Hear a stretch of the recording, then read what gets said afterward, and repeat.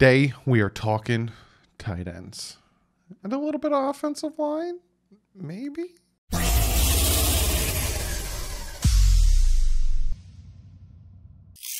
What is up, Finn fans?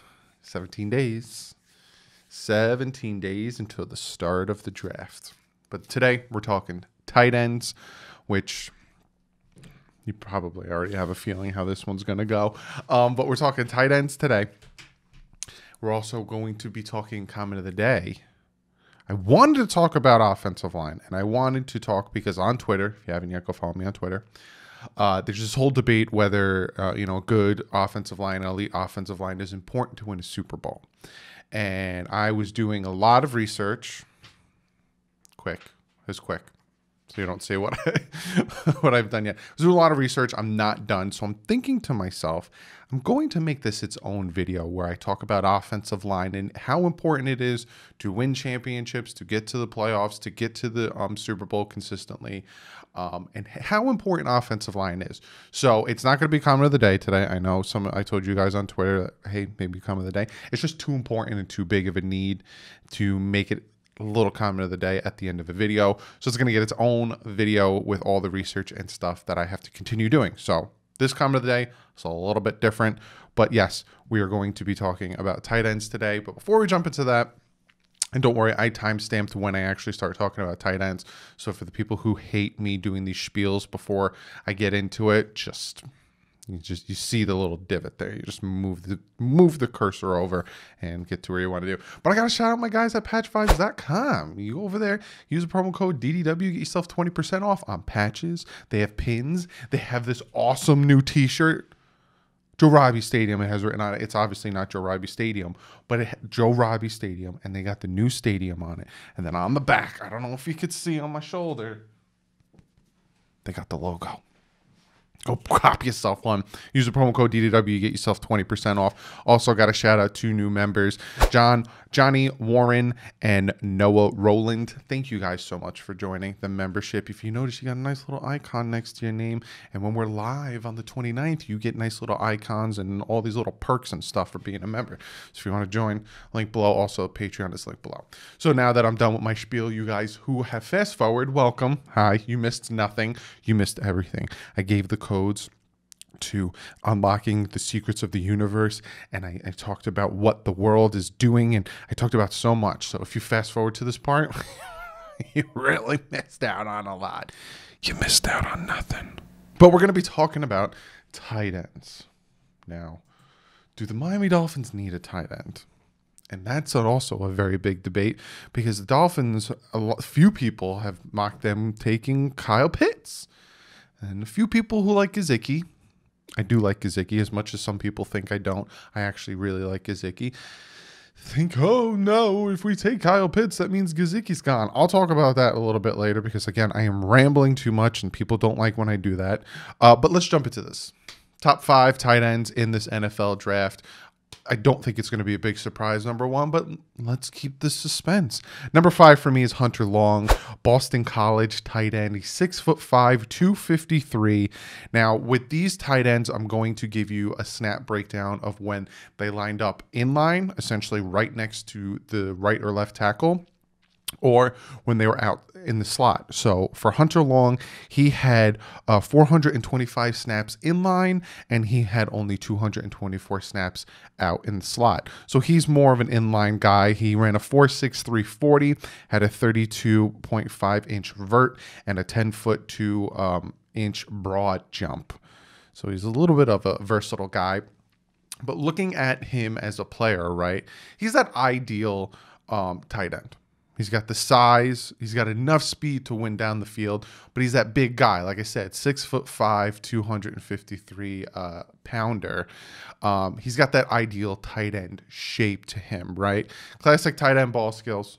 Toss that ball up to him. He's going to get it. He loves that contact play, and that's what you want out of these tight ends. You see it with Mike Gesicki. He will go up and get those passes. He's taking some big hits trying to get the passes, so you like that out of your tight end, a big physical guy. He's good on the run blocking. Now, is he the most powerful guy? Is he going to, take his guy to the ground? No, but he has control, and he will move his guy enough to assist in the run blocking. He was very important in Boston College's offense. He saw 17 targets in one game. 17 targets. That just shows how important he was to that offense, and it shows how he can help an offense out. Here are some of the negatives. Average athleticism, right? He's not going to blow you away. He ran a 4.6 340. He's not going to blow you away with his speed. He's not going to, he doesn't have that great acceleration stuff. So he's average. So by NFL standards, so not really the, upper echelon when it comes to athleticism at a tight end. He's okay as a route runner, right? He's not a great route runner. He's not going to shake you out of your boots, get wide open, like a Waller or someone else. But he's okay. He doesn't have a route that really he excels at. He's just, he's all right. And again, he's not very agile or shifty. He's not going to shake you out of your boots, like I said, when it comes to running his routes. But he's a solid tight end. And the fact that Boston College kind of, like I said, 17 targets in one game and really focused on him is why he's going to be a good tight end at the second level. Looking at his PFF grade, right? 2018, he was an 80.4, 103 yards, 2 touchdowns. 2019 is 68.2 PFF grade, 507 yards and 2 touchdowns. And last year, 83.3, big jump in his PFF grade, big jump in yard production, 685 and 5 touchdowns. He is my number 5 tight end. My number 4 tight end in this class is going to be Tommy Tremble out of Notre Dame. 6'4", 242 pounds. Again, all of these guys are, those tall, lean guys. Again, when it came to how many times was he in line, he's 181 snaps in line, again, against the tackles, and 148 in the slot. He ran a 4.59 40, 36.5-inch vert, and a 10-foot 2-inch broad jump. So kind of, he had a better vert than Hunter Long, but exact same broad jump as Hunter Long in this one. This guy likes to block. This guy likes to push you around. 5 big-time blocks in 2020. He's a big guy who likes to move. He also has legit speed, and he's very explosive off the line, so he's going to help a lot when it comes to getting open, especially against some of these linebackers and safeties. When it comes to getting in space and help blocking, and what that entails is a lot of times you'll notice, especially on swing plays or toss-outs, sometimes that running back is out on his own, or, if you get a block and your running back goes by you, you let go of that block and then you go to the next level. If you get him in the open field, he's going to find somebody to block. He has that, I'm going to get somebody, I'm going to block him to the ground so my guy can get up the field. So you look at Tommy Tremble from Notre Dame, he's a very good blocking tight end. He's going to move and get you down the field and help you get yardage. But he's also got that legit speed and explosiveness to get off the line to make something happen in the pass plays. Yes, his blocking is pretty ridiculous, but also we don't know what he'll do against these bigger defensive ends and these bigger guys in the NFL. So there's a little bit of hesitation when it comes to that transition. Also, he wasn't that much into Notre Dame's passing game. 31 fewer targets than Notre Dame freshman tight ends. So it's kind of like a Durham Smythe situation with this guy, where you had Gesicki getting a lot of the targets and a lot of the concentration of the pass game, and Smythe was more, he'll get some targets, but he's more in there to help block. Also, Tremble doesn't have very reliable hands. 5 drops on 40 career catchable balls, and he's not real agile or shifty. So, yes, he's got that, flies off the line, legit speed and explosiveness, but he's not going to break you out of your shoes, and he's not going to, get open and, plant his foot and, go on the inside or the outside and make somebody, not going to do that. When it comes to his PFF grade, 2019, he had a 70.9 with 183 yards, 4 touchdowns. Last year, 77.9, 218 yards, no touchdowns. And again, he's very good at blocking. That's what he's known for. And in the pass game, it's like, not necessarily. So that's why he is my number 4 tight end. And I just boot my face on the microphone. I don't know if you heard that. My number 3 tight end is Reginald Jordan from, I didn't even mean to do that to my face, the U, Miami University, 6'3", 245-pound junior.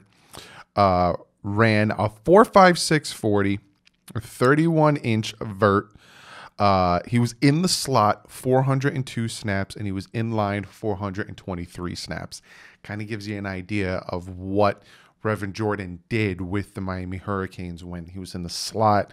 Only, 21 less snaps than he was in line. And I will talk about that literally right now. He is fast. Like I said, 4.56 40. He's one of the speedy wide receivers, tight ends. He's very good on the crossers. So, that's a lot of what he did. And then after he gets the ball in his hands, he's going to run you over. He has 21 broken tackles on 105 catches in his career. He's another one of those big tight ends who will get open, catch the ball, and knock you on your butt. He's that good, speedy, getting open, yards after catch tight end. He has the ability to get, make those cuts that he needs to, especially after the catch. And he has very easy separation versus the linebackers. 2.93 yards per route versus man coverage. So if you put a hat on him, whether it's the safety or whether it's the linebacker, he's going to get open because he's got the speed, he's got the agility, and then you get him the ball. So you get him on a screen, a little quick bubble screen to the tight end. He's going to get some yards out of it. When it comes to catching the ball, and when it comes to catching contested balls, that's where the cons come in, right? 11 of 33 on career contested catches. So a lot of body. He doesn't like to get his hands up, get the ball after that. He put on a good amount of weight, and like I said in his pros, even with that added weight, he still has the mobility, but he still put on a big amount of weight on his body, and his catch radius isn't as good as the others in this class. And we don't know. And like I said, 402 snaps in the slot, 423 in line. We don't know how well he does when it comes to run blocking. Not as good as Tommy Tremble, and it seems like in this draft, when it comes to tight ends, Tommy Tremble seems to be probably the best run blocking tight end, whereas Reginald Jordan, you didn't get much out of him when it came to run blocking. But when it comes to his dynamic play after you get the ball in his hands, it's up there. It's really up there. You look at his PFF grades, 2018, he had a 61.6 PFF grade of 287 yards, 4 touchdowns. 2019, a 70.9 PFF grade, 495 yards and 2 touchdowns. And last year, a 74.1 PFF grade, 576 yards and 7 touchdowns. He is my number 3 tight end in this draft. Now we get to my number 2 and my number 1. Like I said, I'm pretty sure you guys know who my number 1 is. My number 2, out of Penn State. And yes, I will pronounce his name right. That is Pat Friarmuth. See? Sometimes I get names right. Pat Friarmuth, Penn State tight end, 6'5", 258 pounds, junior. They call him the Baby Gronk. I feel like I've heard that name for a bunch of different tight ends. He is, like I said, 6'5". He doesn't have any stats when it comes to 40s or anything like that, so I can't really give you any of that. But I can tell you when it comes to playing in the slot, 466 snaps in the slot, 378 snaps in line. He is a physical tight end. That's probably why they call him the Baby Gronk. He loves breaking tackles. He's a good inline blocker. Not saying he's the best, but he's a good inline blocker. Like I said, 6'5", 258, call him Baby Gronk. Gronk is also a very good inline blocker. He will push you to the ground. He's creative at running his routes. So he does get open. I was just watching some stats on him. You don't want to put one-on-one with him. And I also watched his screen where he just started running people over, getting down the field. A very good tight end, 27.8 targets in 2020. He kind of was Penn State's offense. So this guy is, there's a reason he's my number 2. He got the physicality. He got the creativity of getting open, all that good stuff. Now, when it comes to his cons, when it comes to blocking, you don't want to overestimate your blocks, right? And you'll hear this, especially once we get to tackles and the offensive lineman. If you hear that an offensive lineman is too much on their toes, they're anticipating too much of the block. And a lot of times, I played defensive line. A lot of times, what we would do was kind of take a step back, and you have this guy on his toes too much. He'll start to lean forward a little bit, and I can get right around him. He's a little bit forward on his blocks. You want to have your feet planted so you're concreted, I guess. You're situated better and you're planted there, so you're not really moved. If you're on your toes, I can move you wherever the heck I need to. I could swim, do whatever I need to get around you, right? It's not very fast. Now, Gronkowski wasn't known to be very fast either.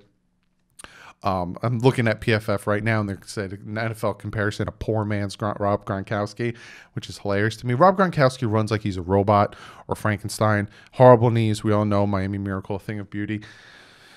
Same thing with him. He's not very fast. 8 drops on 100 catches. He needs to work a little bit more on his hands and needs to be more productive when it comes to contact on his route, right? A little bit more productive. It seems like if you make contact on his route, kind of takes him out of his element, and he kind of gets all wonked out. So when I look at Pat Friarmuth, I'm going to keep saying that name because I'm very happy with myself. I got it right. Like they said, they call him a baby Gronk. He is my number 2 for a reason. Big, physical tight end. Get him in the open field, will run you over. He can eventually become a good run blocker. He has the physicality to be a good run blocker. He's physical. He breaks the tackles. He was targeted, and we saw a lot of film of what he could do in Penn State. There's a few things he needs to work on with his blocking, a little too forward, like I said, and better hands. But those are all things that can be worked on and get better. When it comes to his PFF grade, in 2018, 68.3, 368 yards, 8 touchdowns. 2019, a huge jump in production, 74.6 PFF grade, but 507 yards, 7 touchdowns. And last year, 83 PFF grade, only 310 yards and 1 touchdown. And my number 1, I don't think you guys will ever guess who my number 1 is. Number 1 tight end in the NFL draft is John Bates out of Boise State. I told you guys would not have guessed who my number 1. I'm just kidding.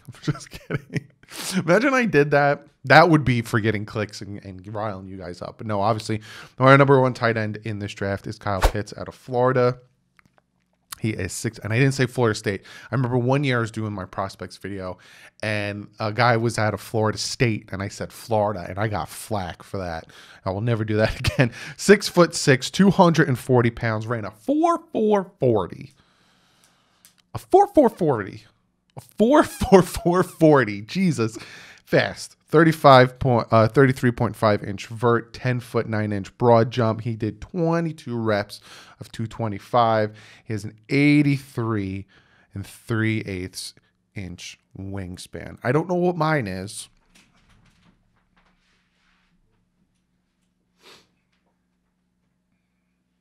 But I feel like it's pretty long. I never measured mine, but if you, I could, I don't know. I don't think it's 83 and 3/8 wingspan. It's the longest the last 20 years in the NFL draft and in the NFL. But you look at this guy, he's ridiculous. They call him Calvin Johnson comparable. They call him all these things. When it comes to inline versus slot, he was lined up in line 405 times, and he was in the slot 191 times. So he was in line way more than he was in the slot. But like I was saying, he's just different than the other tight ends. Completely different than the other tight ends. it's like, what more can I say about this kid? You put him one-on-one with a corner, he's going to beat him. You put him one-on-one with a safety, he's going to beat him. You put him one-on-one with a linebacker, he's going to beat him. The kid has a 83 and 3/8 inch wingspan, which means his catch radius is just off the charts, and he has great body control to get the ball. He's only 20 years old. Did I mention that? I don't think I mentioned that. 20 years old, and his pass blocking and his run blocking has gotten better from 2019 to 2020, which will only get better. The biggest knock on Gesicki was his rookie year with the team. It wasn't great run blocking, and as he gets more and more in the season, it's getting better. Well, Kyle Pitts he's starting to get better at his run blocking, so just huge, right? Here's his cons. Yes, everyone has cons. He's more of a jumbo wide receiver than it is tight end, right? That's the thing with Gesicki, and I will talk about that in a second, the whole Gesicki versus Kyle Pitts thing. That's the thing with Gesicki, right? He never was a legit tight end. He was more of a big wide receiver. It's kind of the same thing with Kyle Pitts. Again, he's not known for his inline blocking. It's not something that people are like, he's got this, it's Calvin Johnson, but can block. You never hear that. So that's something, I feel like that is his biggest knock when it comes to, his downside. His upside is just ridiculous, but his downside, Kyle Pitts, is the blocking. And is he an actual tight end and all that stuff? Looking at his PFF grades, right? His in 2018 he had a 57.7. That's not good, but he only had 7.3 receiving yards and 1 touchdown.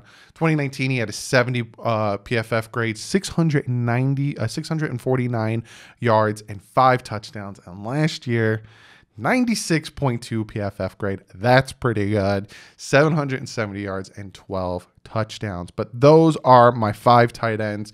And again, a lot of people have projected us to take Kyle Pitts at number 6 if the Falcons don't, or if another team doesn't trade up to try to do it. And a lot of people are like, but what about Gesicki?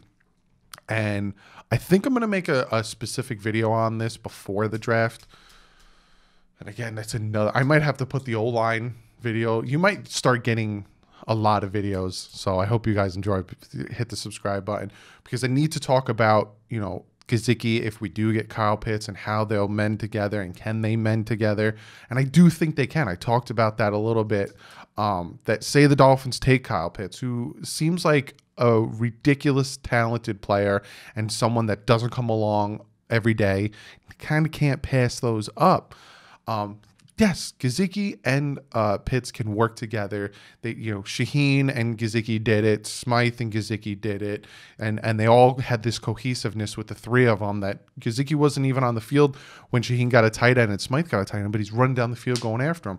You on 2 tight end sets, you got these guys on the field. It would really mess with people's head. You come in a single back formation with 2 tight ends, 2 wide receivers. Are they going to run it? They're going to pass it, but they got Gesicki and Pitts on the field. What are we going to do? And we can do whatever the heck we want. So I'll make a video about it. If we do draft him, I'll really make an in-depth video on it and all that stuff. But be sure to comment below. What are your 5? Do you agree with my 5? Do you disagree with my 5? Be sure to comment below, and I'm going to get to one of you guys' comments of the day. This comment comes from Mark, and Mark says, hey, Doug, comment of the day. If we do select a wide receiver / Pitts in the draft, we are going to have to cut a good chunk of wide receivers. Which 5 wide receivers on the current roster would you keep to start the season? And I wrote down all the receivers we have on the team right now: Malcolm Perry, Albert Wilson, Devontae Parker, Preston Williams, Kirk Merritt, Kai Loxley, Mac Hollins, Jakeem Grant, Will Fuller, Robert Foster, and Lynn Bowden Jr.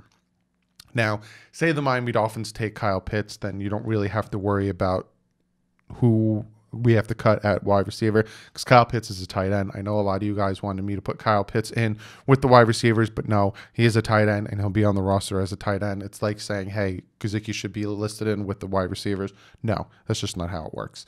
So if we do take Kyle Pitts, you don't got to worry about it, right? Say we take Jamar Chase. Say we take Devontae Smith. Say we take Jalen Waddle. All 3. Say with the 18th pick, we take Bateman. Say we do, Fulton in the 2nd round. Say we take a wide receiver. Besides Devontae Parker, Preston Williams, and Will Fuller, I'll let you comment this below, right? Besides Devontae Parker, screw it. Besides Devontae Parker and Will Fuller, do you think any of the other receivers that I just named are better than Jamar Chase or better than Jalen Waddle? Do you think Malcolm Perry, Albert Wilson, Kirk Merritt, Kai Loxley, Matt Collins, Jakeem Grant, Robert Foster, or Lynn Bowden Jr. are better than Jamar Chase if we drafted them? That's my point, right? A lot of people look and say, we have so many wide receivers. Why would we draft another one? Well, Albert Wilson, Devontae Parker, Preston Williams, Will Fuller, and Jakeem Grant haven't played a full season in how long? Constantly injured and constantly dealing with nagging injuries. Those are most likely, say we don't draft a wide receiver, those are your starters. Albert Wilson, Devontae Parker, Preston Williams, and Will Fuller are your starters. God forbid all 4 of them go down. Then what are you going to do? And that happened last year. Preston Williams went down. Jakeem Grant went down. Devontae Parker went down. Then all of a sudden, we have Lynn Bowden out there. We have Matt Collins out there against the Chiefs. Tua's out there with no starting wide receivers. So to say that we don't need to address the wide receiver position, I don't agree with. Especially because for a good chunk of the season last year, our starters were not playing at wide receiver. We had our backups of our backups in. So I do agree that we need to address it. And again, you will see this. We'll probably add some corners in the undrafted period. And why? I think we can have 90 players on the training camp roster. You can... Looking at this just off the top of my head, right? Robert Foster, Kai Loxley, Kirk Merritt, Jakeem Grant, they might not even make the team. So there's 4 right there that they might not even make the team. Oh, and Alan Hearns. I forgot. We have Alan Hearns too. Completely forgot to throw his name in there. I don't know why. I looked at the list and I didn't write his name down. But you have Alan Hearns too. He might not even make the team. So there's your 5 that I would cut. They got to compete. They're all competing. And that's why that's why the Miami Dolphins brought in so many wide receivers, because the wide receivers were lacking so bad last season that they needed this huge competition of 12 wide receivers, possibly 14, maybe 15 wide receivers after the draft, because we need this competition to find at least 5 legit wide receivers, maybe 6. Because last year they all got hurt and it really took a toll on the pass game. Oh, Tua took a toll on the pass game. Tua sucks. Tua's a bust. I can't stand Tua. It's coming. You know it's coming. You know it's coming. But I love you guys. I do love you guys. It just makes me laugh because I predict the future. But be sure to comment below. Like I said, give you a rundown of what the next 2.5 weeks is going to look like, right? I have a video coming out, worst picks, first-round picks of all time of the Dolphins. We still got to break down the offensive line, the defensive line, linebackers, and the secondary. I have another mock draft to do. I might do a picks, look at other people's mock drafts, so like ESPN and all them, and react to those, and any videos you guys want me to do. So the next couple weeks is going to be super jam-packed with videos, so I hope you guys enjoy it. Hit that subscribe button. And then the draft on the 29th and the 30th, rounds 1, 2, and 3. I will be live all 2 days. So if you haven't yet, hit that subscribe button. But other than that, guys, I'll see you in the next video. But like usual, stay classy. Fins up.